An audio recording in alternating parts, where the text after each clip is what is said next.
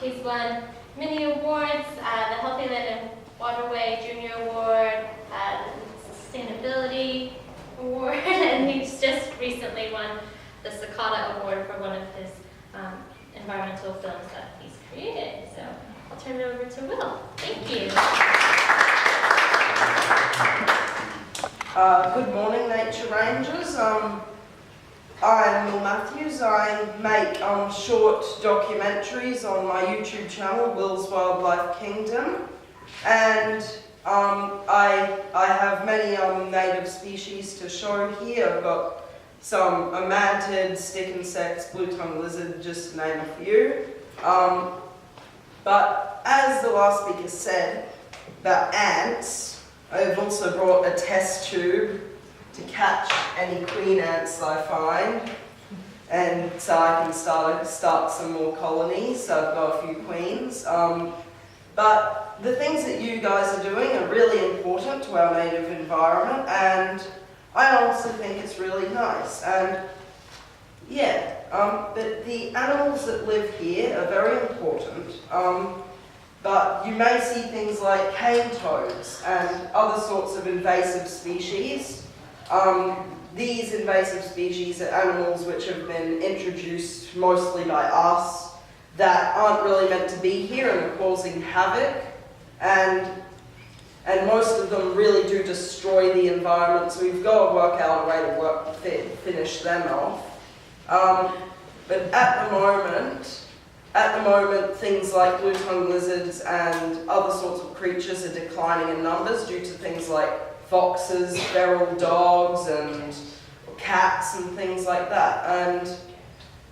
And that's really sad to me, because things like this, it'd be a shame if they were to go extinct in the wild, but what can I do?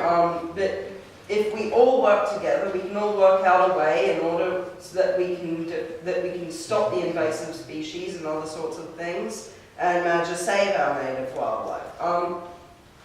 But you don't have to look at the big picture. You need to look at yourself and look after the environment in whatever way you can.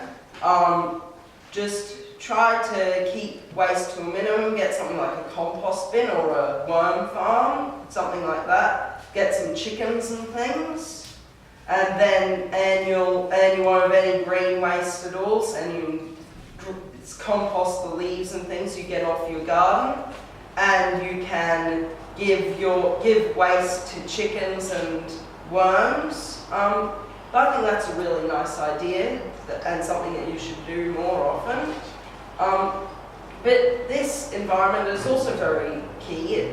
The Downfall Creek area is very amazing. There are all sorts of wallabies and all sorts of mammals around here. There's also, in the creek, there are dragonfly nymphs, damselfly nymphs.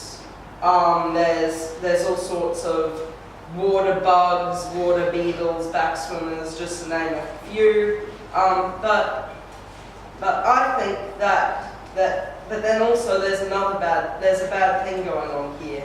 If you go upstream, you can see that there is a large expanse of concrete drain. And if you dip your net into it, all you can get out is lots of algae and cane toad tadpoles, and that's not very good. Yeah, I'll show you a toad trap. And the toad trap I've got here is used for catching the cane toad tadpoles. How you identify a cane toad tadpole? Cane toad tadpoles are the only tadpoles in all of Australia that are jet black. All of our native frogs have brown or greyish coloured larvae. But this trap is used, you put some bait inside, some commercially made bait. It's not quite made commercially yet, actually. And what it is it's these like ceramics, and it's infused with toad toxin. And then these funnels, the toad poles get attracted in, they smell the toad bait inside, and they go inside. But it only works on cane toad tadpoles because the cane toad toxin repels other animals, but it traps the cane toad tadpoles. So you can catch thousands upon thousands of cane toads in each trap load. And you leave it in for a few hours. That should be enough for the cane toads to react. And you remove your last batch and you put in some more and you throw it back. And then you renew the ceramic with the poison, and then you put that back inside, and then you can just do it indefinitely forever and ever. I think this is a really good way to control them. And also you can do other things to control cane toads, such as just going into your garden at night. If you see a cane toad, just get it, put it in a plastic bag, put it in the fridge first, and then put it in the freezer for a nice humane kill. But yeah, I think that's an important thing to do. And then also something else that's important in our native environment, if I can find one, is, oh here they are these giant like wood cockroaches. Well, I hear that you've done decomposer courses. You're right. Yeah? You're right. But what these are, they are decomposers. They move through our native bushland dirts and soils, and they eat all of the dead leaves, all of the rotting wood. And without these guys and other sorts of decomposers like millipedes, we'd be up to our knees with dead leaves and detritus, which is really interesting. And these make colonies in their hundreds. They're close relatives to the giant burrowing cockroach from up north. But that is very interesting. Also, we've got predatory animals, such as this. This is it's a praying mantis. It's an Archimantis latistyla, or the giant stick mantis. And they'll eat anything from small rodents, birds, crickets, spiders. They'll eat lots of things. And they control insect populations, so they've got powerful raptorial limbs out the front. And those are really strong. They've got backwards facing spikes on them. So when they grab onto something, the prey can't escape. But that's a very amazing animal, and here I've got some crickets for it to eat through the day. But then we've also got amazing, really large size snails here in Australia. And there's lots of native snails, even though lots of people think that there's only invasive ones. This is a giant Fraser's banded snail. This is the Noosa morph. As you can see, I can tell it's a Noosa morph because it's got the light in the middle and the black, and also it's really big. It's a really meaty size, a really meaty snail. And I've also got a morph from around here, sort of. As you can see, it's got really striking patterns on its shell. And that's probably due to, and a diminutive size. That's probably due to the lack of food around in the suburbs. That's fine, they do well. And here I've got something that lives in Downfall Creek. This is a rainforest scorpion.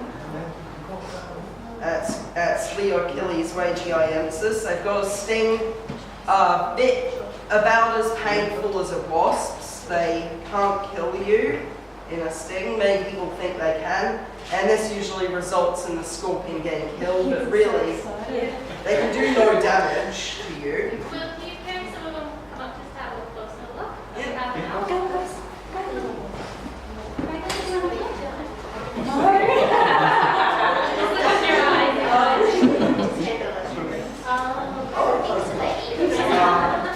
And they eat crickets and all sorts of native wildlife, all sorts of native creatures. So once you guys have had a close look, sit down so someone else from the back can come to the front. Did you? That's so cool. Looks like a land geography. Yeah, it does. You didn't get that here, but we I do didn't have get them. that here, but you do have them. We maybe write those down. Yeah. Oh, okay. Alright, have a seat and we'll show you another one. And then I also have stick insects. I have 3 different kinds. I have Goliath stick insects, being Goliath stick insects. I have spiny stick insects. I have tessellated stick insects. I don't have any Goliaths, but the adult, I have Goliaths, but they're nymphs. They're not very big for Goliaths. So here's a Goliath. That's a male, and you can tell it's a male because if you look, oh no, he's flopping about. Like a completely useless thing. But as you can see, he's got a large bump on his tail. And you can see that when he's bending his tail up like that. And that large bump, only the males have that. And then I'll put this guy back. I only have males today. But I've also got a tessellated stick insect. And this is a female. As you can see, she's got a really plump abdomen and she's got bright red wings on. It makes amazing contrast with the green coloured legs. And these guys will just sit up atop the canopies of eucalyptus trees, and you'll never see them unless it's windy. Do the males all fly? And then the males, I'll get the female out again because I just managed to find the male. And here's the male. The male's tiny, and then that's the male next to the female. But these, unlike the praying mantis, these eat leaves. They're peaceful leaf eaters. But the males do fly, so I'll be careful with him. And I've also got a spiny leaf insect baby. These ones, and where it's winter, the stick insects, in order to avoid damage to their abdomens and things, they will crawl down the trees and stay low in order to avoid anything bad happening to them. And in here, and this creature is another thing that's in danger. This is a eastern blue-tongued skink, and this is Taliqua skincoides.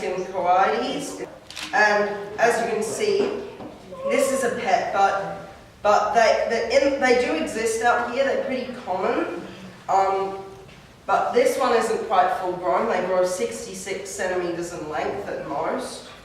But they eat eggs and snails. That's why the snails are on the other end of the table. But yeah, and these guys are in danger, as I said before, feral dogs, cats, foxes, and all sorts of things like that. So are there any questions? What type of eggs are there? What type of eggs are these? These are quail eggs I got from my Japanese quail I grow in my yard. And does the blue tongue want to eat them? Yeah, he likes to eat them. I don't think he's hungry. Yeah. If he was hungry, you'd hear crunching. So cute. Any other questions? Okay. Thank you. Wait, we have a question. Question? Will, you seem very passionate about the environment, which is great. I always love meeting kids who love the environment. What do you see in your future? Do you want to be an entomologist or an environmental scientist? What's your thing? I think in the future I'll be a zoologist, but I'll still continue making my mini documentaries about animals in the Brisbane region.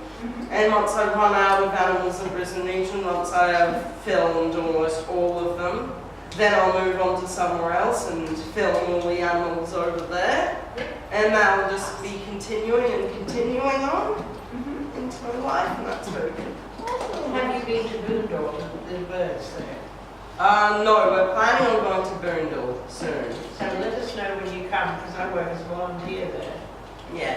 Okay. And I film my videos with this. It's compact, it's small, but it still has good footage capabilities. It has a macro lens, so I take close-ups of small animals such as mantids and scorpions. Yeah, and then that's what lots of my videos consist of. There's an out wide shot of me talking with the animal, and then there's inward shots of the animal.